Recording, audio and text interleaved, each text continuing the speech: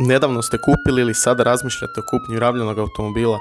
Znate li da je svako drugo rabljeno vozilo moglo biti ozbiljno oštećeno ili pak s lažnom kilometražom? Pogodite koliko vam je prodavača spremno otkriti to. Jeste li stvarno sigurni u kakvim je nesrećama bio automobil? Nisu li dva automobila spojena u jedan? Kolika je stvarna kilometraža? Je li uvijek prolazilo tehničke preglede? Nikad ne vozite automobil ako ne znate njegovu punu povijest. Uvijek provjerite vozilo putem Car Vertical izvješća. Pozdrav ljudi, Matko s vama, dobrodošli u novu emisiju The Engine, u današnjoj emisiji Volkswagen Scirocco.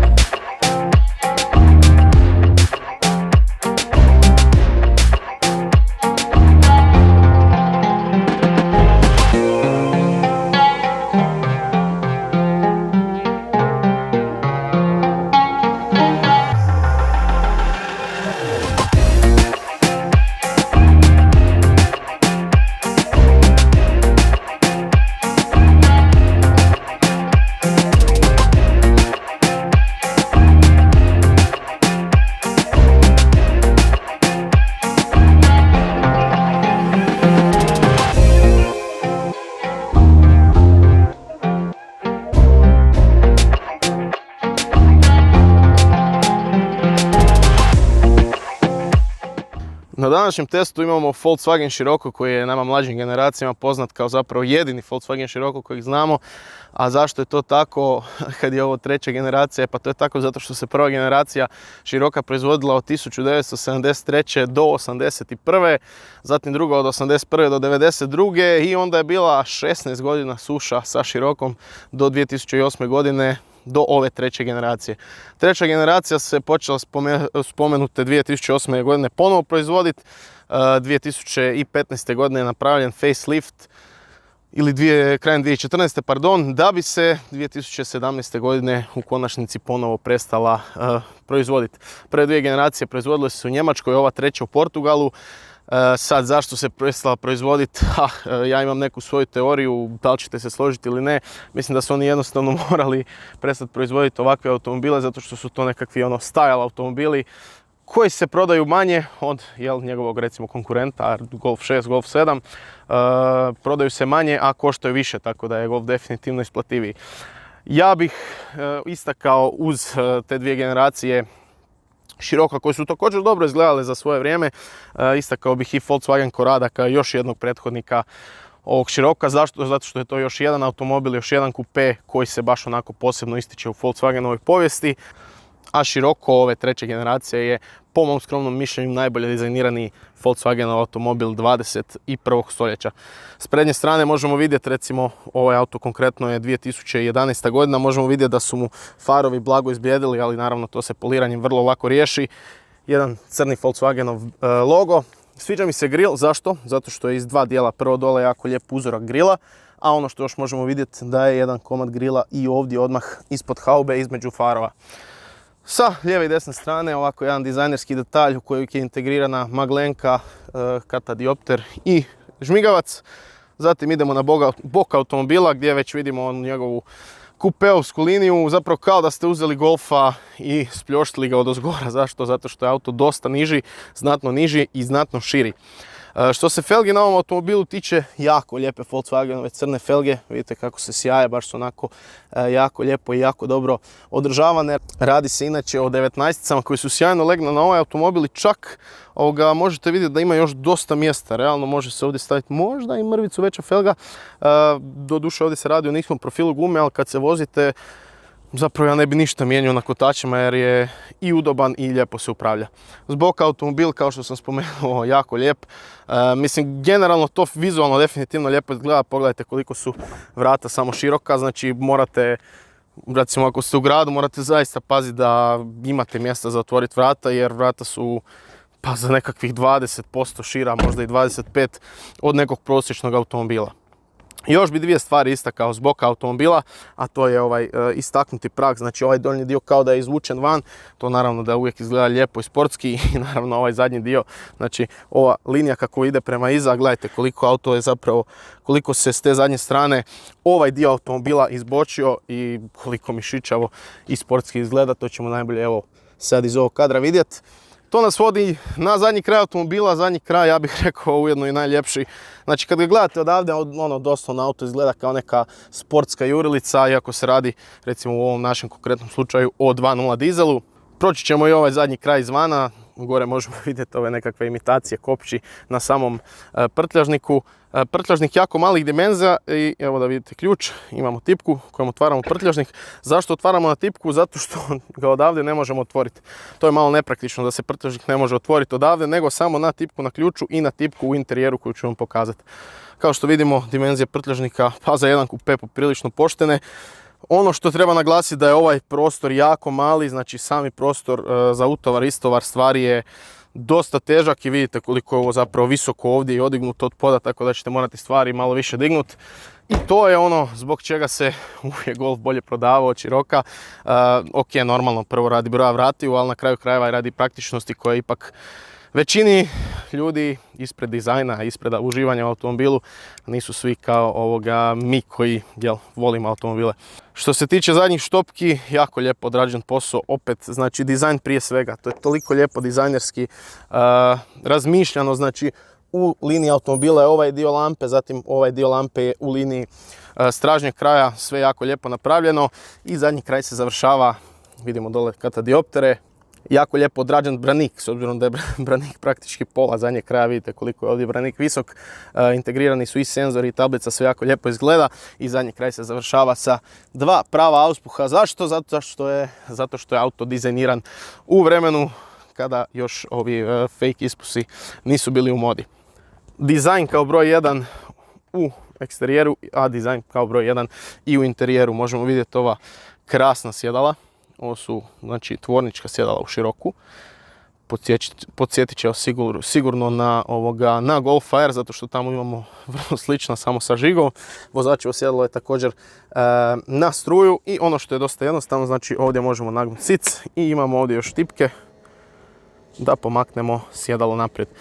Sad možete ući iza, ja konkretno neću ulaziti, zapravo vrlo skromna zadnja klupa, kao što vidimo imamo dva bucket sita, znači nemoguće je smjestiti 3 ljudi, ovdje može sjediti samo isključivo 2 ljudi, opet dizajn prije svega, sve jako lijepo izgleda. Ono što bi ja recimo, ne bi zamjerio, ali recimo ne bi bilo loše da ovdje u sredini ima još eventualno 2 cup holdera i ono što vidim je da je krov još poprilično ravan u ovom dijelu, tako da bi za glavu trebalo biti solidno, ali za noge naravno skromno. Prije nego što se zavalim u ove predivne siceve, još ćemo naglasiti jednom da su vrata nenormalno, abnormalno široka. Mislim, tipa ova vrata su šira, ajmo uzeti za usporedbu, recimo šira su nego na Audi A5 kupe. Šira su za nekih 10 cm. Naravno frameless, nema okvira vrata i ono što je drugačije recimo nego na Golfu te generacije je ova ručka na vratima. Ručka na vratima koja jako lijepo izgleda, malo klavir crne plastike, malo obične crne plastike, s obzirom da je ona tu, onda je upravljanje retrovizorom pomaknuto ovdje gore. Jedina zamjerka što ona, vjerujem da ćete i čut dosta ovoga škripi i šljoca i to bi vjerojatno bila neka generalna zamjerka. Ovdje je jedan mali pretinac, zvučnik i ona tipka za otvaranje prtljažnika. Evo da vidimo u praksi. Da, baš šteta da škripi toliko. Što se interijera tiče, možemo vidjeti da je Golf zapravo temelj ovog automobila, kako i ispod lima, tako i u interijeru, tako možemo prepoznati neke elemente iz Golfa 6, naravno kao što je ova ventilacija, kao što je ovaj dio, ova ovdje lijevo ladica. Sad ono što se meni jako sviđa je ovaj volan, trokraki kožni, multifunkcionalni sa ovim nekakvim aluminijskim detaljima, perforirana koža gore i dole, tako da generalno mi se zaista jako sviđa. Što se tiče cajgera, oni su ovi stari pravi analogni cajgeri iz Golfa 6 i kao što možemo vidjeti i poprilično veliki zadovoljavajući board kompjuter, sve to ovako na hrpi izgleda jako lijepo. Ovaj srednji dio je zapravo isto preuzet iz Golfa 6, jedino u ovom donjem dijelu se ova sama armatura nešto malo razlikuje. Gore imamo ventilacije, prepoznat ćemo najbolje po tome o kojem se, iz kojeg su automobila preuzete. Ovdje imamo jedan ekran koji je doduše aftermarket, tako da njega nećemo niti komentirati. Mislim, sve lijepo funkcionira, sve je super, samo što naravno po njemu ne možete prepoznat da se tu radi o Golfu 6. I što se tiče ovog donjeg dijela također poznate nam ventilacije. Sad standardno kod Volkswagena naprijed jedna PPR-a s upaljačem, gašenje kontrole trakcije, gašenje start-stop sistema, mijenjač kao što vidimo 6 brzina zato što se radi o 2.0 motoru, tad već nije bilo više 1.9 TDI-a, izbačeni su kod Golfa 6 pa tako ih nema niti u široku. Što se tiče ovog dijela ovdje imamo dva cup holdera, kožnu ručnu kočnicu, odnosno dva, jedan ovaj manji u sredini za nekakvu eventualno manju limenku. Ovdje pak imamo kraj ručne kočnice jedan aux kabel na dosta pristupačnom mjestu i ovdje imamo, ovdje kaže media in, nekakav slot za nešto sa još jednim pretincem i ovdje je također jedno mjesto za eventualno za kovanice ili neke sitnice koje vam trebaju biti dostupne. Koliko vidim, naslon za ruku nije podesiv po dubini nego samo po visini. Ono što bi još istakao odnosno je ovaj pretinac za naočale. Zašto? Zato što to mi se jako dopada u automobilima, ja konkretno na svom nemam i nikad nisam prežalio to što nemam. To je bilo to što se tiče eksterijera i interijera Volkswagen Scirocca. Pa generalno mislim možemo zaključiti da je auto rađen onako dizajnerski. Međutim, kad se nešto napravi dizajnerski, bilo bi dobro da se to i dobro vozi, tako da ćemo mi to sad isprobati u praksi. Evo nas u vožnji Volkswagen Scirocca. Evo te na početku, evo jedan ležeći policajac, da vidite kako Scirocco s ovim niskoprofilnim 19-cama upija ravnine, ja bih rekao jako dobro, dapače odlično. Auto koji se vožnjom znatno razlikuje od Golfa, iako su to mehanički negdje podjednaki automobili, međutim zbog te njegove spuštene karoserije, zbog nižeg klirensa, zbog šire širine, auto dosta bolje leži na samoj cesti. Sad, ja sam spomenuo da je ovo Scirocco sa 2.0 dizelskim motorom, međutim 2.0 dizelski motor dolazi u dvije izvedbe. Jedna izvedba je ona slabija 320 Nm i 143 konja, međutim ovo je ona jača izvedba 125 kW, odnosno 170 konja i 350 Nm. U vožnji se definitivno osjeti to da je to taj jači motor, jako se lijepo auto vozi, ne mogu vam to opisati, pogotovo ja koji kao što znate privatno vozim automatika i SUV-a i to generalno za svaki dan ne može bolje po meni, po mom mišljenju. Međutim, zaista nekad gušci jest neki niski kupe manualac sa 170 konja i onda se vidi ta neka razlika u samom užitku vožnje. Naravno, ovaj auto ima neke svoje mane, to su te neke mane zbog kojih se, ja bih rekao, i nije prodavao, odnosno zbog kojih se u konačnici i prestao proizvoditi. S obzirom na Volkswagen tradiciju da ih proizvode Scirocco svakih 15 godina, ne bi se ja čudio da za 10-15 godina naprave nekakav električni Scirocco, da pa će, rekao bih da to negdje mislim da će se to desiti i očekujem to. Iako su krenuli u svom tom novom smjeru sa ID3, ID4, ID tim modelima, međutim, vjerujte mi, za 10-15 godina, pa ja mislim da bi mogao jedan električni Scirocco se pojaviti na tržištu. No, ono što sam htio reći je da automobil ima svoje minuse i neki stvari koje nekome ko voli aute, ko se zaljubi u neki model kao što je primjerice Scirocco, nekome su to plusevi, međutim generalno za većinu ljudi su to minusi.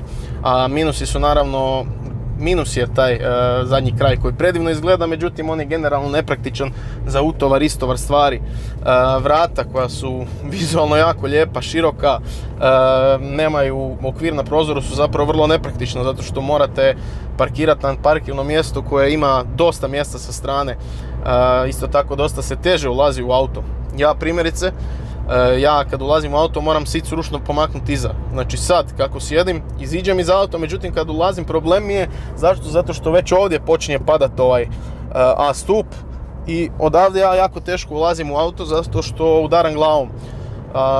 Tako da ima tih nekih stvari koje su nepraktične, naravno da ne pričam o tome da je kupe i skromna zadnja klupa, ali još jednom ću ponoviti jedan auto koji je napravljen zbog dizajna, zbog izgleda.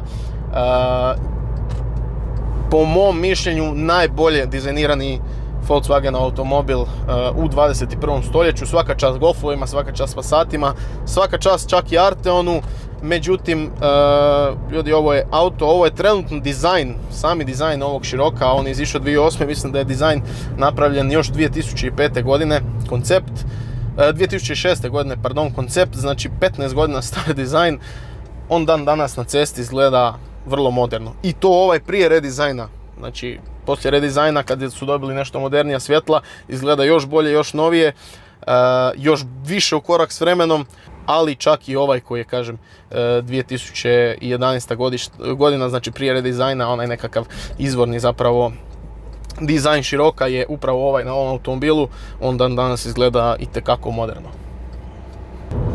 Inače, ovaj Volkswagen Scirocco je na prodaju, pa ako slučajno kupujete Scirocco, kontaktirajte me na Instagramu matko.theengine, ja vas mogu spojiti s vlasnikom, s obzirom da nisam siguran da li je stavio oglas. Ako ga stavi, ja ću ga naravno staviti u komentar videa. Sad, ako razmišljate o kupnji Volkswagen Scirocca, ovisi za šta vam treba. Ako vam treba kao nekakav obiteljski auto, ako imate ženu, ako slučajno imate dijete ili dvoje, međutim već ako imate jedno dijete, napravite si uslugu, preskočite Scirocca, ne, nije to obiteljski auto. Možda veličinom bi se vi mogli snaći i tako dalje, međutim, generalno ako morate dijete staviti u sjedalicu iza, imate muke. Kad ćete stavljati kolica u gepek, teško, odnosno ne da ćete ih teško staviti, nego najvjerojatnije da ih nećete moći ni staviti i tako i dalje, tako da preskočite auto. Međutim, ako ste samac, ako ste mlad, imate 20 i koju godinu, onda je ovo definitivno auto za vas. Zašto? Prvo, generalno relativno zaista možemo reći snažan automobil, 170 dizelskih konja, itekako lijepo vuče, iako su često ti dizelski konji 2.0 TDI, ti jači sa 170, 80, 90 konja, podcjenjivani, itekako lijepo vuku, itekako možete zadovoljiti svoje nekakve vozačke apetite s njima. Naravno, kažem, neke normalne vozačke apetite bez nekakvog divljanja. Međutim, opet s druge strane, ono što je vrlo važno, jeftini su za održavati. Mislim, ovaj automobil je što se održavanja tiče, pa praktički kao Golf 6, jel? Osim što za nekakve, ako imate sudare, jel, karoserijske dijelove ćete malo teže naći nego za Golfa 6, ali generalno nije to ništa sad ekstra rijetko. A što se tiče samih servisa, samih dijelova, to je, eto, rang Golfa, odnosno ne da je rang Golfa, nego su to ti isti kataloški brojevi, tako da, kataloški isti dijelovi, tako da, što se toga tiče, još jedan plus ako ste mladi čovjek koji eventualno gleda da kupi Scirocca. Reću vam jednu stvar, ja to kažem za jako malo automobila, međutim sad karikiram, kad bi prodao svoj Audi, kad bi možda kupovao auto, ja ako imam 24 godine, ne treba mi neki auto narednih par godina veći ni ništa, možda bi čak uzeo i Scirocca u obzir, iako ne volim, ja generalno ne volim kupe zato što su vrlo nepraktični i dnevno izlazim po 15-20 puta iz auto i onda su mi vrlo nepraktični, ali generalno što se tiče automobila, baš me onako automobil oduševio. Zašto? Očekivao sam, nisam se iskreno nikad ni vozio u Sciroccu prije ovog testa i očekivao sam da će to biti Golf 6 malo upicanjen, međutim ovo je zapravo Golf 6. Međutim, skroz jedna druga filozofija automobila, auto ostavlja drugačiji dojam na vas. Vožnja auta je sasvim drugačija, znači vožnja ovog Golf 6-ice, ja znam da to sad zvuči glupo, međutim je sasvim dva različita pojma. Sigurno da tome i doprinose ove niskoprofilne gume, međutim auto je jako lijepo upravljiv, 170 konja mu je i više nego dovoljno. Imate naravno, ako volite više benzinca, imate u igri su i benzinci.